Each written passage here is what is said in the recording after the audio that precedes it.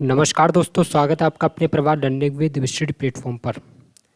तो दोस्तों, जैसा कि आप जानते हैं कि हमारा 4 जुलाई 2024 का सेकंड शिफ्ट के क्वेश्चंस आ चुके हैं और दोस्तों अभी हम इनका एनालिसिस करेंगे। तो जल्दी से जल्दी आप लोग वीडियो से जुड़ जाइए, जिससे आपका जिस शिफ्ट में एग्ज़ाम हो तो उसका आप पहले से अंदाज़ा लगा सकें कि किस तरह के क्वेश्चन पूछे जा रहे हैं। तो चलिए दोस्तों, बिना देरी के शुरू करते हैं।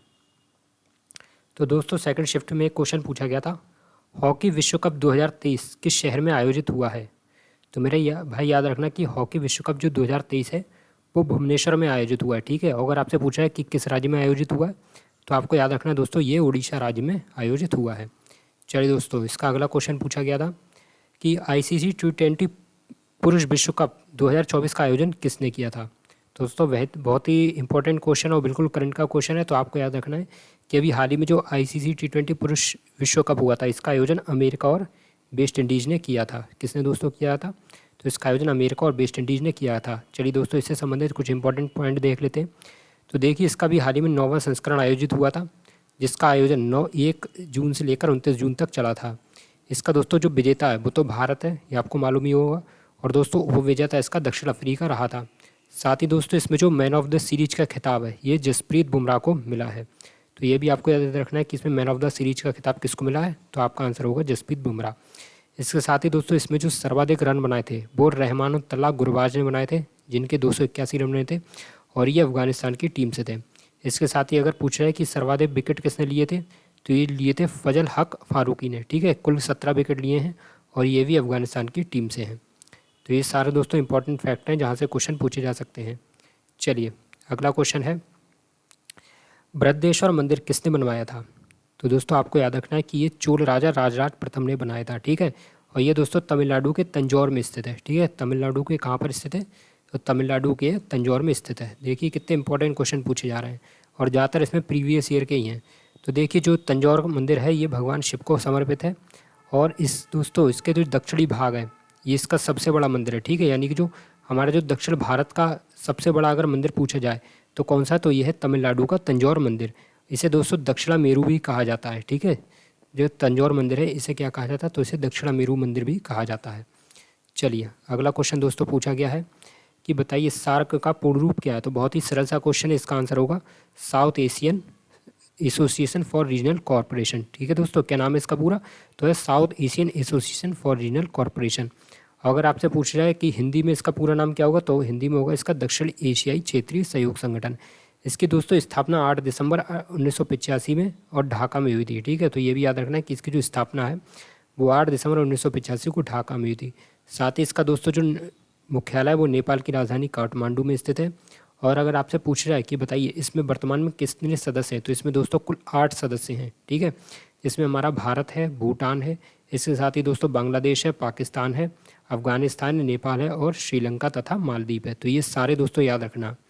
अगर आपसे कहीं चीन पूछ ली जाए तो दोस्तों चीन बिल्कुल नहीं होगा। ठीक है, बहुत ही इंपॉर्टेंट क्वेश्चन है। और दोस्तों कई बार इसमें म्यांमार भी पूछा जाता है कि बताइए क्या सार्क में म्यांमार है, तो आपको पता होना चाहिए कि सार्क में म्यांमार बिल्कुल नहीं है। चलिए अगला दोस्तों क्वेश्चन पूछा गया था कि सत्रीय नृत्य किस राज्य से संबंधित है।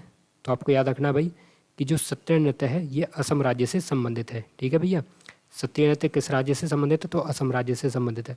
अगर आपसे पूछा है कि बताइए कथकली किस राज्य से है, तो ये केरल से है। मोहिनीअट्टम भी दोस्तों केरल से है। कथक उत्तर भारत से है और दोस्तों ये उत्तर प्रदेश का प्रमुख लोक नृत्य है। कौन सा? कथक। उत्तर प्रदेश का जो प्रमुख शास्त्रीय नृत्य है वो दोस्तों कथक है।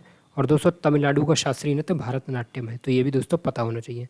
इसके साथ ही दोस्तों अगर पूछ लिया जाए कि बताइए कुचिपुड़ी किसका शास्त्रीय नृत्य है, तो आंध्र प्रदेश का है, ओडिसी उड़ीसा का और मणिपुरी मणिपुर का है। तो ये तो खैर नाम से ही पता आपको चल जाएंगे, इसमें कोई ज़्यादा परेशान होने की बात नहीं है। चलिए अगला क्वेश्चन दोस्तों पूछा गया था कि दशहरा किस हिंदी महीने में मनाया जाता है। तो भाई ये भी आपको याद रखना है कि जो दशहरा ये अश्विन के महीने में मनाया जाता है। ठीक है भैया, किस महीने में मनाया जाता है दोस्तों, तो ये मनाया जाता है अश्विन महीने में। अगर आपसे पूछा है कि बताइए नंदा देवी नेशनल पार्क कहाँ पर स्थित है दोस्तों, तो ये भी है कहाँ पर, उत्तराखंड में। और इसकी स्थापना कब हुई थी, तो इसकी स्थापना हुई थी 1982 में। इसके साथ ही दोस्तों कुछ और इंपॉर्टेंट नेशनल पार्क हैं उत्तराखंड के, जिसमें पहला है जिम कॉर्बेट राष्ट्रीय उद्यान, अगला है दोस्तों राजाजी राष्ट्रीय उद्यान और फिर दोस्तों एक फूलों की घाटी भी है, ये भी कहाँ पर आपका, उत्तराखंड में। और नेक्स्ट है दोस्तों गंगोत्री राष्ट्रीय उद्यान। तो ये सारे आपको राष्ट्रीय उद्यान पता होने चाहिए।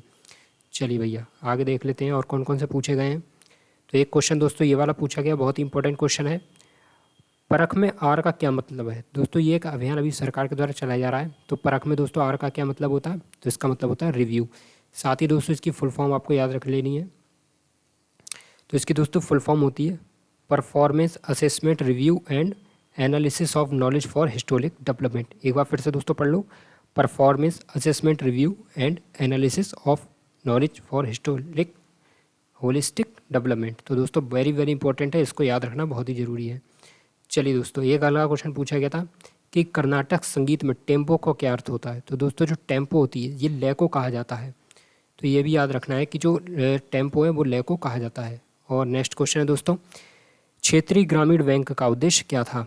तो दोस्तों क्षेत्रीय ग्रामीण बैंक का उद्देश्य था कि गरीब ग्रामीणों को ऋण और बैंकिंग सुविधाएं उपलब्ध कराना। ठीक है दोस्तों, जो गरीब होते हैं, जो गरीब जनसंख्या गाँव में निवास करती है, उसे ऋण और बैंकिंग सुविधाएं उपलब्ध कराना, यही था क्षेत्रीय ग्रामीण बैंक का मुख्य उद्देश्य। चलिए दोस्तों आगे दोस्तों देख लेते हैं और कौन कौन से पूछे गए हैं। तो एक क्वेश्चन ये पूछा गया है कि भारतीय संविधान का 100वां संशोधन किस वर्ष हुआ था? तो भाई आपको याद रखना है कि भारतीय संविधान का जो 100वां संशोधन है ये 2015 में हुआ था। ठीक है भैया, भारतीय संविधान का 100वां संशोधन कब हुआ था?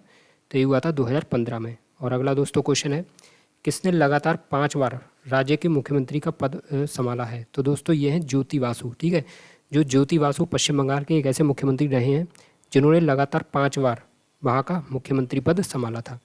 तो दोस्तों ये कुछ इंपॉर्टेंट क्वेश्चन अभी तक हमारे सामने निकल कर आए हैं। साथ ही और जैसे जैसे क्वेश्चन पता चलेंगे हम उसके ऊपर आपको वीडियो बनाते रहेंगे। तो इसलिए दोस्तों क्लास के साथ ज़रूर जुड़े रहिए और हम लगातार आपको जितना भी एनालिसिस है, जो भी प्रतिदिन एसएससी सीएचएसएल पेपर करा रहा है, हम प्रतिदिन तुरंत आपके सामने लेकर आ जाते हैं। तो इसलिए मेरे दोस्तों चैनल के साथ जरूर जुड़े रहिए। साथ ही चैनल को सब्सक्राइब जरूर करिए दोस्तों, बेल आइकन को जरूर प्रेस कीजिए और वीडियो को लाइक भी जरूर कीजिए। तो ठीक है फ्रेंड्स, बिता लेते हैं अगले नेक्स्ट क्लास में। तब तक के लिए नमस्कार, जय हिंद, वंदे मातरम।